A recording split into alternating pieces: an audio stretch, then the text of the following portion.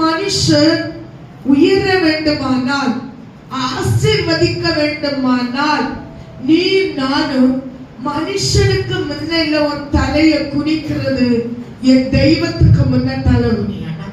ஆமா, அந்த வசனம் சொல்லுது, நீ கர்த்தருக்கு முன்பாக தாழ்மைப்படு. கர்த்தருக்கு முன்பாக தாழ்மைப்படுவரை யார் உயர்த்துவார்? அவர் உங்களை உயர்த்தும். நம்ம இருதயத்தை ஒன்னு ஆராய்ச்சி பண்ணி பார்ப்போம். நம்ம யாருக்கு முன்னாக தாழ்மைப்படுகிறோம் என்பது முக்கியம். நிறைய பேரை பாருங்க, மனுஷனுக்கு முன்ன தாழ்மைப்படுவோம். 10 ரூபா போட்டா, 5 ரூபா போட்டா பிழைச்சிடலாமே, 100 ரூபா போட்டா பிழைச்சிடலாமே, அல்ல அவன் ஏதாவது ஒரு ஹெல்பிங் பண்ணா பிழைச்சிடலாமே.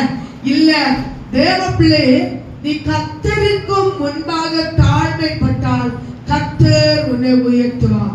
தேவனுக்கு முன்பாக நிற்கும் போது நாம் எப்படி நிற்கிறோம் என்று இப்போ ஒண்ணு யோசித்து பாருங்க. ஆராதிக்கிறோம், தேவனை பார்க்கிறார் என்று மனதார ஆராதிக்கிறோமா?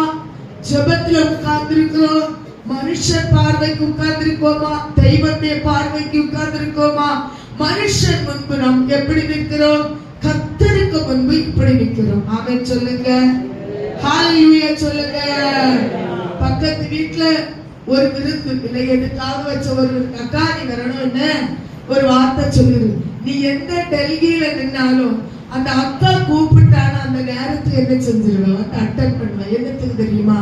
அப்புறம் உங்க முகத்துல நான் பார்க்கணும்னா கேவலமா இல்லையா இருக்கும். ஆனா நீ எத்தனையோ ஆராதனைய, உன்னை சிருஷ்டித்த, உன்னை உருவாக்கின, உன்னை படைத்த அப்பாவுக்கு முன்ன ஆராதனையில நீ வரையில தெரியுமா? ஹalleluya, ஸ்தோத்திரம், ஹalleluya. ஏன் தெரியுமா? அப்பா உன்னை பார்க்கிறாருன்னு ஒரு இருதயத்துக்குள்ள கட்டில்களவு நினைவு